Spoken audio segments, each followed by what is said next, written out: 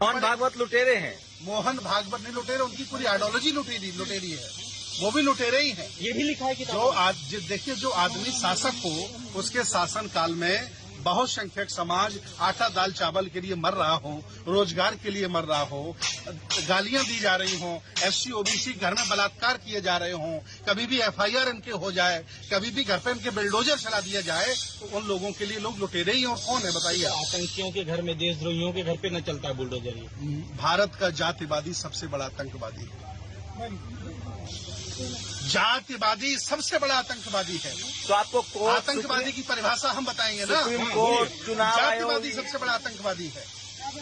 Supreme court, चुनाव आयोग, ED, income tax, इस सब पर आप लोग को भरोसा नहीं है? तमाम देखिए, हमें ही बाबा साहब का संविधान है, बहुत संख्यक लोगों को भरोसा नहीं है। ये सब इन्होंने कैप्चर कर लिया है। सुप्रीम कोर्ट के जज सलामी मारते हैं नरेंद्र मोदी और अमित शाह के घर में जाके। ये क्या बोल रहे हैं भंते जी? अरे सुप्रीम कोर्ट के संविधान के विरुद्ध चीफ जस्टिस एविडेंस नहीं देखता है और अयोध्या में राम मंदिर बना देता है। काहे का देश भारत है ये? ये बात सुनिए आप, सलामी मारते हैं नरेंद्र मोदी को, सलामी मारते हैं, तलवे चाटते हैं। सुप्रीम कोर्ट के जज, हाई कोर्ट के जज भाजपा नेताओं के तलवे चाटते हैं। आप क्या कहते हैं बताइए? सुप्रीम कोर्ट के जजेस, जो भंते जी कह रहे हैं, भंते जी की भाषा नहीं है, सुप्रीम कोर्ट के सारे जजेस आकर के उन्होंने कहा है कि पूरा सिस्टम जो है भ्रष्ट हो गया है, ये पूरे के पूरे जो तंत्र है खत्म हो गया है। अभी जहां तक आप नरेंद्र मोदी की बात कर रहे हैं, तो नरेंद्र मोदी अपने आप में नरों में इंद्र हैं, इंद्र यानी राजा, और इनके पिताजी दामोदर हैं और नरेंद्र मोदी दामोदर के दास हैं। दामोदर कौन है? दामोदर का मतलब आप समझिए। हमारी संस्कृति जो है गंगा और जमजम की है। हमारी संस्कृति में सम्राट अशोक का जो राज रहा है वो अरबिस्तान, तुर्किस्तान, पाकिस्तान, कजाकिस्तान, इराकिस्तान, तुर्किस्तान, बलूचिस्तान, हिंदुस्तान, यह हमारा देश है। आरएसएस कहती है कि हिंदुओं का दुश्मन है मुसलमान। कौन सा? अरे मुसलमान हमारे श्रवण संस्कृति के हिस्से हैं। हमारे भंते जी बैठे हैं, इन्होंने श्रवण संस्कृति संघ चलाई है। इसमें देखिए, महात्मा ज्योतिबा फुले, सत्यशोधक समाज का मैं राष्ट्रीय अध्यक्ष हूँ। महात्मा ज्योतिबा फुले ने कहा था कि एक माँ अगर बुद्धिस्ट होती है, उसका हस्बैंड मुसलमान भी हो जाए, उसका बेटा क्रिश्चियन भी हो जाए तो चलेगा। ये लोग ये फासिस्ट लोग हैं। ये भारत दुनिया के जितने भी फासिस्ट लोग हैं, इन्होंने जो हरकतें की है वही हरकतें ऐसे सरकार कर रही है और वो उसी फासिस्टों के मौत ही मरेंगे लोग। आप देखिए, ये कह रहे हैं कि फासिस्टों के मौत मरेंगे। जी बताइए। कह रहे हैं कि फासिस्टों की मौत मरेंगे। देखिए, मैं आपको बताऊं, आज वो जो कर रहे हैं वो उनकी काबिलियत नहीं है, बल्कि ये एससी ओबीसी माइनॉरिटी लोगों की बुजदिली है, कायरता है कि संख्या में इतने ज्यादा हैं ये, फिर भी ये देश पर कब्जा नहीं कर पा रहे। देश इनका है। दिल्ली यूनिवर्सिटी से इंटायर पॉलिटिक्स किए हुए लोगों को जी आप कहने की काबिलियत नहीं है नरेंद्र मोदी में? काबिलियत नहीं है, नफरत फैलाने की इनमें काबिलियत है।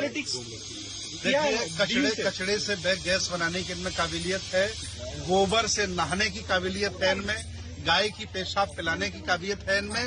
इन्होंने न कोई रॉकेट बनाया है, न कोई और कुछ बनाया है, सब ये बाहर से मंगा करके यहाँ के लोगों को मूर्ख बना रहे हैं। कुछ नहीं इन्होंने किया। तो हिंदुस्तान बचेगा कि नहीं बचेगा? हिंदुस्तान कहाँ ये ले जाएंगे? हिंदुस्तान को तबाह करके विदेश भाग जाएंगे, ये झोला लेके चले जाएंगे। भाई आप गोबर के कह रहे हैं, बाहर के जो अरब कंट्री हैं उन्होंने गोबर मंगाया ताकि खजूर की पैदावार बहुत अच्छी हो रही है। नहीं तो गोबर खाद है, ये तो खाने के लिए कह रहे हैं। भाई खाया कैसे जा सकता है गोबर? अगर गोबर खाने की चीज है तो भाजपा के नेता सुबह नाश्ता में गोबर ले लिया करें और गाय के मूत्र लिया करें। गाय मूत्र से तो शुद्ध माना जाता है। हाँ, तो मैं सबसे पहले कह रहा हूँ कि भाजपा के नेता मटन चिकन खाना बंद करें, काजू बादाम खाना बंद करें, गोबर खाएं और गाय का पेशाब पिए। उससे ज्यादा पावरफुल कोई चीज नहीं है। हालात इतने खराब हो गए हैं कि बस आदमी की जान नहीं निकल रही, बाकी सब कुछ खत्म हो गया है। बस जान बाकी है, सब कुछ खत्म हो, बस सब कुछ खत्म हो गया। जिस संविधान के दायरे में पूरा देश जिंदा है, चल रहा है, उस संविधान से इन्होंने सिरंज लगा करके खून खींच लिया है। बस संविधान में मांस बचा है, कुछ नहीं बचा है। पूरा देश खींच लिया और देश का पैसा खींच के ये विदेशों में लोगों को भेज रहे हैं। आपको हम बता दें कि 2000 लोग अरबों खरबों भारत का पैसा लेकर विदेश में शिफ्ट हो गए, मजे काट रहे हैं। और यहाँ उन लोगों को मारा जा रहा है दंगे के नाम पर, भड़काऊ बयान के नाम पर और धर्म के नाम पर उन लोगों के घर तोड़े जा रहे हैं, जिनका कोई दोष नहीं। जिससे देश को तोड़ रहे हैं, सबसे बड़ी संस्थान को, आर्मी को तोड़ रहे हैं ये लोग। सब कुछ तो उन्होंने बेच दिया, अब आर्मी को भी ठेके पे दे दिया। ऐसी सरकार हम लोगों ने बनाई। इस सरकार पर पूरे देश, पूरी दुनिया में बेइज्जती हो रही है।